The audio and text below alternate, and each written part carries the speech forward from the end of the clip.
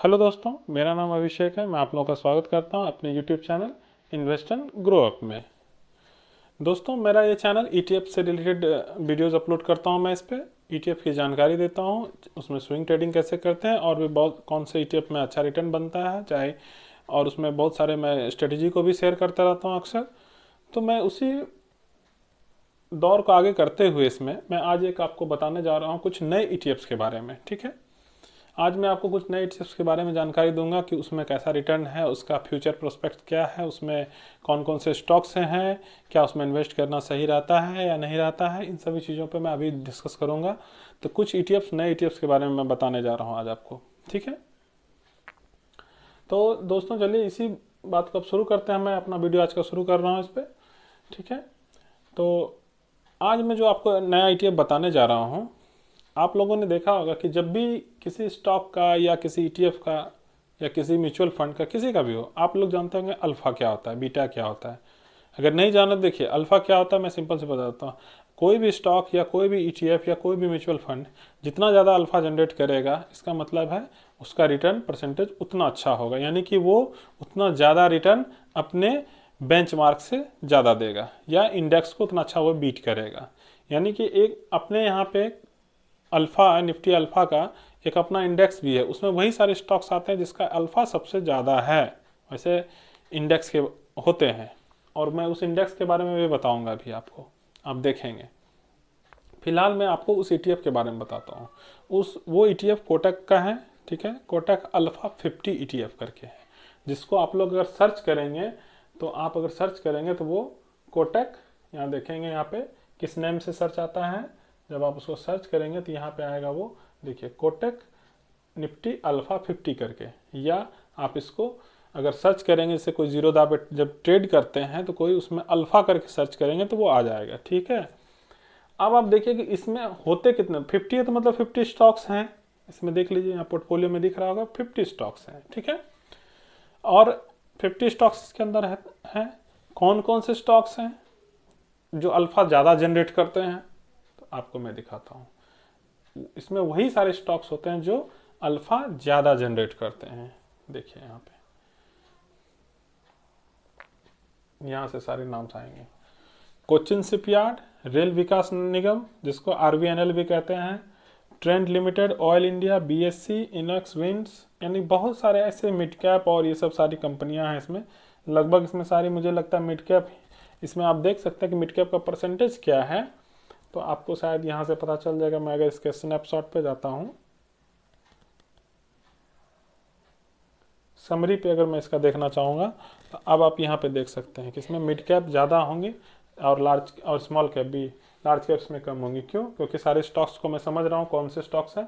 Large caps में 11% है, mid cap 34% है और वो है। इसीलिए इसमें इन्वेस्टमेंट का स्ट्रेटेजी क्या होना चाहिए, 5% की गिरावट पे।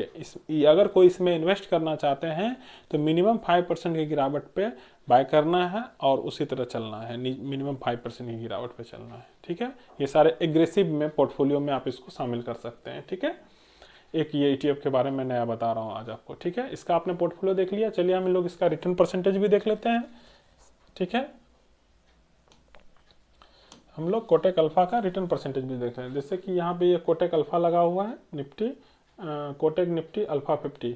अगर हम इसका एक साल का रिटर्न चेक करते हैं, यहाँ पे लगभग 35% का वो एक ईयर में रिटर्न दिया हुआ है। इसमें भी काफ़ी अच्छा स्विंग मिलता है। आप देखेंगे कि यहाँ से देखिए गिरावट कितनी अच्छी खासी हुई है। अगर आप इसको कैलकुलेट करते हैं यहाँ पे तो देख सकते हैं इसकी गिरावट लगभग 14-15% की गिरावट हुई है। और जिसने यहाँ बाय किया अगर, तो उसमें देखिए अब तक इसमें 11% का रिटर्न, वापस 11.5% का रिटर्न दे दिया है। तो इसमें भी काफ़ी अच्छा स्विंग मिलता रहता है, तो आप इसको भी देख सकते हैं, इसलिए मैं इसके बारे में बता रहा हूँ। ठीक है, इसका एक अपना इंडेक्स भी होता है। ठीक है, निफ्टी, ये जो रिप्लिकेट करता है, निफ्टी अल्फा 50 इंडेक्स को रिप्लिकेट करता है।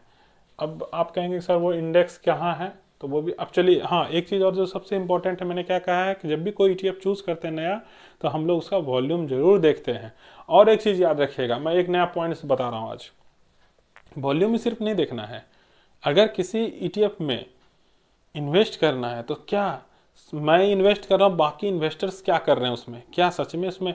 कभी कभी क्या होता है देखिए, जब भी बड़े इन्वेस्टर को एंट्री लेना होता है तो मार्केट में बहुत सारा लॉजिक चलता है। क्या, जानबूझ के उसमें प्रेशर बनाया जाता है, जानबूझ के उसको नीचे गिराया जाता है ताकि बड़े इन्वेस्टर एंट्री कर सके। और हम लोगों को क्या लगता है कि गिरावट हो रही है, चलो बेच के निकल जाओ। ठीक है, ये नहीं करना है। तो हम लोग को कैसे पता चलेगा इसमें बड़े इन्वेस्टर एंट्री कर रहे हैं? यही मैं लॉजिक आज सिखाऊंगा आपको। कि मान लेते हैं कि ये है, इसमें हमको एंट्री लेना है, ठीक है, गिरावट हो रही है, डर लग रहा है, क्या करें, बेच के निकल जाए? तो अब आप सोचेंगे कि गिरावट सच में हो रही है या फिर इसको जानबूझ के गिराया जा रहा है, ये भी देखना होगा। तो चलिए हम लोग इसी को एक एग्जांपल लेके चलते हैं। ठीक है, चलिए हम लोग चलते हैं एनएससी के साइट पे। ठीक है, सिंपल सा एनएससी के साइट पे चलेंगे। चलिए एनएससी के हम लोग साइट पे चले। ठीक है, अब मैं यहाँ क्या बताना चाह रहा हूँ कि आपको इसका वॉल्यूम भी देखना है कि ये क्या चीज़ है। ठीक है, और इसमें मैंने कहा था कि आप सिर्फ अल्फ़ा लिखेंगे तो यहाँ पे आपको वो शो करेगा। यहाँ पे देखिए आ गया ना, नहीं नहीं नहीं सॉरी, हाँ अल्फ़ा 50 देखिए आ गया ना, अल्फ़ा करके, ये अल्फ़ा नेम से आता है। ठीक है, तो आप लोग इसका पहले वॉल्यूम देख लीजिए ताकि क्या इसमें ट्रेड अच्छा खासा होता है या नहीं होता है।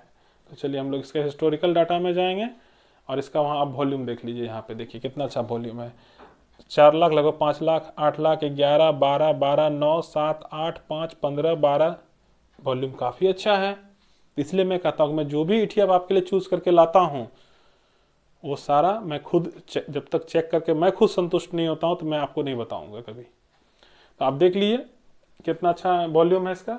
ठीक है, रिटर्न परसेंटेज भी आपने देख लिया, 35-36% का उसने रिटर्न दे चुके हैं एक साल में, पिछले एक साल में। ठीक है, अब हम लोग क्या देखेंगे कि मैंने क्या बताया कि इसको कैसे जानेंगे कि सर इसमें बड़ा इन्वेस्टर आ रहा है या नहीं आ रहा है।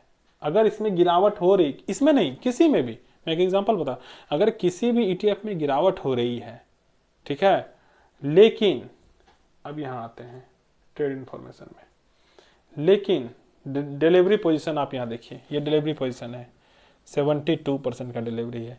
अगर ये डिलीवरी पोजीशन, ठीक है, अगर ये एग्रेसिव ETF है तो इसमें कम से कम 80% 90% होना चाहिए, 80 से 90% के आसपास। 90 प्लस है तो अच्छी बात है, 94 93 भी है अच्छी बात है। 93% का डिलीवरी, और हम देखेंगे कम से कम 1 वीक का डिलीवरी को उसको देखेंगे, क्या एक सप्ते का डिलीवरी पोजीशन ऐसा लगातार जा रहा है, इसका मतलब उसमें काफ़ी माल उठाया जा रहा है। और अगर वो फिर भी गिरावट दिख रही है उसमें तो इसका मतलब है जानबूझ के गिराया जा रहा है और माल को उठाया जा रहा है। ठीक है, और जरूर उसमें तेजी बनेगी क्योंकि अभी गिरावट में माल उतना डिलीवरी उठाया जा रहा है 2 दिन 3 दिन 4 दिन से लगातार, जिसका मतलब उसमें आगे गिरावट नहीं होगी बल्कि तेजी होगी। ठीक है, तो इस सब बात को देख के डरना नहीं। ये सब मैं आपको एक छोटा छोटा ट्रिक बता रहा हूँ कैसे जानना है कि इसमें गिरावट होगी नहीं होगी या भागेगी वो, या उसमें ग्रोथ होगा अब थोड़े दिन बाद। और क्या देखना है मुझे, वॉल्यूम। वॉल्यूम बहुत कुछ बताता है। सपोज मान लीजिए, अब देखिए यहाँ पे वॉल्यूम में लेके चलता हूँ। अब आप यहाँ से देखिए, अगर ये वॉल्यूम सबसे ज़्यादा आ रहा है, यहाँ देखिए कभी कभी क्या आता है वॉल्यूम और वैल्यू भी देखना है। ठीक है, यहाँ चलिए वॉल्यूम ही देखते हैं अभी फिलहाल, वैल्यू पे नहीं चलते हैं। मान लेते हैं कि जैसे कि आप वॉल्यूम 5 लाख 8 लाख 7 लाख, अच्छा यहाँ पे बढ़ के 12-11 लाख के आसपास चल रहा है, लेकिन फिर यहाँ वॉल्यूम घट गया है। अगर इस तरह का वॉल्यूम बढ़ता हुआ आपको दिखे कि नहीं 12 लाख 15 लाख 18 लाख 20 लाख तक वॉल्यूम जा रहा है, तो इसका मतलब है कि वो कुछ दिन के बाद शूटअप होने वाला है, जरूर उसमें तेजी बनेगी ही बनेगी। तो इसलिए हम लोगों को वॉल्यूम पे नज़र रखना है कि चलो भाई सब एक 10 दिन 15 दिन का वॉल्यूम देख लेते हैं, एक सप्ताह कम से कम डिलीवरी पोजीशन उसका देख लेते हैं क्या है डिलीवरी पोजीशन। ठीक है, तो इन सब चीज़ों को जरूर पैरामीटर्स को देखिएगा अगर थोड़ा सटीक, और नहीं तो मैंने तरीका बता ही दिया स्विंग का, आराम से लगाना है, जो परसेंटेज है इतना माथा नहीं खपाना है, मत खपाइए। ये तो मैं सिर्फ आपको नॉलेज के लिए बता रहा हूँ। अगर कोई कहता है ना कि सर इतना क्या, आप तो बहुत चीज़ें बता रहे हैं, इतना दिमाग में कहाँ रहता है, मत लगाइए इतना दिमाग। जो मैंने स्ट्रेटजी बता दिया इसमें 5% का फॉलो करना, फॉलो करेंगे। अल्टरनेटिव 2 अकाउंट रखेंगे, मतलब सॉरी 2-3 अल्फा का तो खैर अल्टरनेटिव नहीं है, कोटेक अल्फा का शायद होगा, मैं मेरे ध्यान में नहीं है, आप देखिएगा अगर होगा तो अच्छी बात है, नहीं हुआ तो तब फिर आपको वही करना होगा। या तो 2 अकाउंट ओपन कर लीजिए, जैसे जीरोधा का कोई अकाउंट चला रहे हैं 2-3 अकाउंट में रख लिए, इसमें भी चला कर लिए। कोशिश कीजिए कि हमेशा कि एक ETF को एक ही में एवरेज करने से बचना चाहिए हमेशा, उससे अगर बचिएगा तभी आपका रिटर्न बढ़ेगा। अगर आप सोचिएगा एक ही में बार बार पांचों लॉट लगा दिए, एक ही तो खरीदे हैं कोटक अल्फा और उसी में एक बार 5% खरीदे, फिर उसी में खरीद लिए, फिर उसी में खरीद लिए, तो उससे आपका रिटर्न परसेंटेज गिर जाएगा। ये हमेशा याद रखिएगा।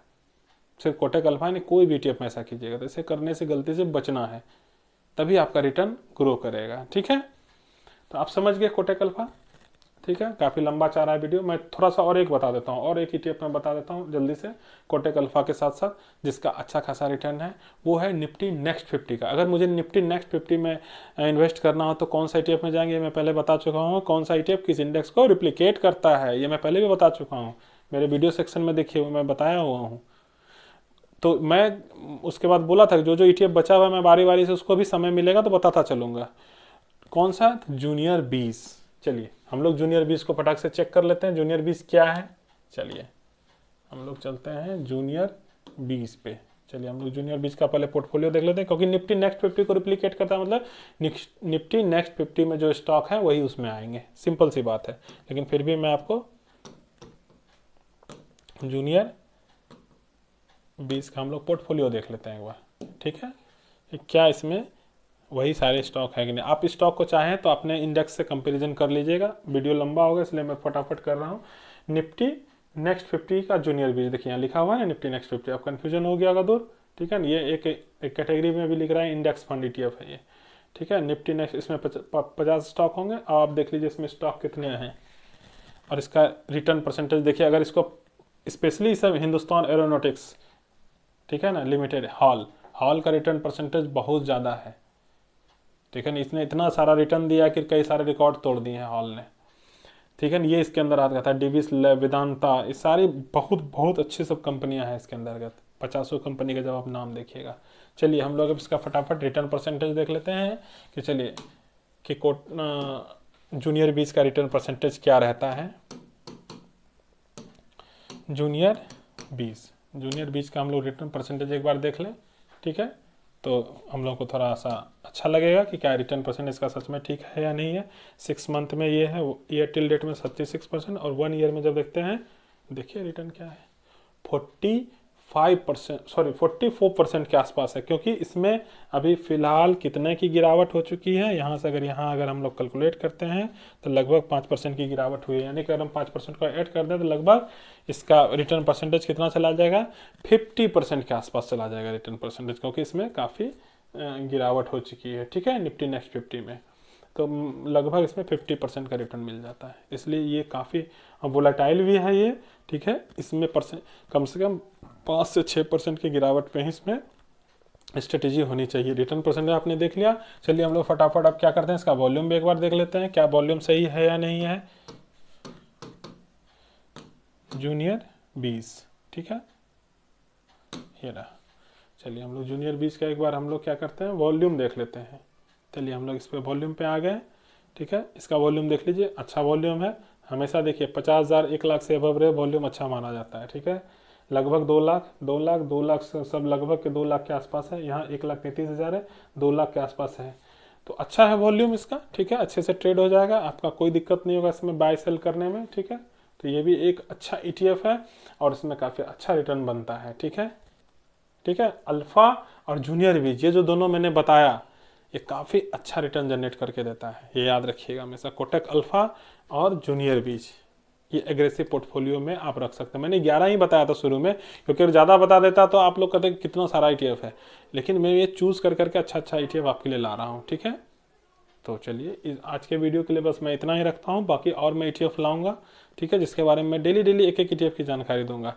आपको जो अच्छा लगे अपने पोर्टफोलियो में रखिए, मेरा कोई सजेशन नहीं है, ना मैं कोई रिकमेंडेशन देता हूँ, मैं सारे के बारे में नॉलेज दूंगा। चूज करना आपका है कि आपको कौन सा अच्छा लगता है, कौन सा सही है, ये आपको निर्भर करता है कि आप कैसे डिसाइड करते हैं। ठीक है, तो चलिए दोस्तों आज के लिए बस इतना ही, और आप लोगों से रिक्वेस्ट है कि जो भी मैं ये एफर्ट करके इतना लाता हूँ डाटा आपके लिए, ताकि आपको नॉलेज मिल सके, तो उसके लिए आप लोग मेरा चैनल सब्सक्राइब कीजिए, वीडियोस को देखिए, लाइक कीजिए, लोगों को शेयर कीजिए, ताकि वो भी जानकारी ले सके। जो भी भाई जुड़ना चाहते हैं उनको भी लिंक शेयर कीजिए, वो भी चैनल को सब्सक्राइब करें, जुड़ें। और हमारा रिक्वेस्ट है कि जब भी आप सब्सक्राइब करें बेल आइकन को ज़रूर प्रेस करें। ठीक है, चैनल के आप जब भी सब्सक्राइब बटन दबाते हैं उसके बगल में बेल आइकन भी जरूर होता है, उस बेल आइकन को कई लोग प्रेस नहीं करते हैं। ये सब्सक्राइब बटन है, इसके पास यहाँ पे इस तरह से बेल आइकन बना रहता है, ठीक है, ये बेल आइकन, इसको जरूर आप लोग प्रेस करें, ठीक है। और उसके जब प्रेस करेंगे तो ऑल का ऑप्शन आएगा, उस ऑल के ऑप्शन को भी प्रेस करें, ताकि आप मैं जो भी वीडियो नोटिफिकेशन मैं जो भी वीडियो यहाँ अपलोड करूँगा उसका नोटिफिकेशन आपको मिलेगा, ठीक है, ताकि आप उसको रेगुलरली विजिट कर सकें, ठीक है। तो दोस्तों चलिए आज के लिए इतना ही, धन्यवाद।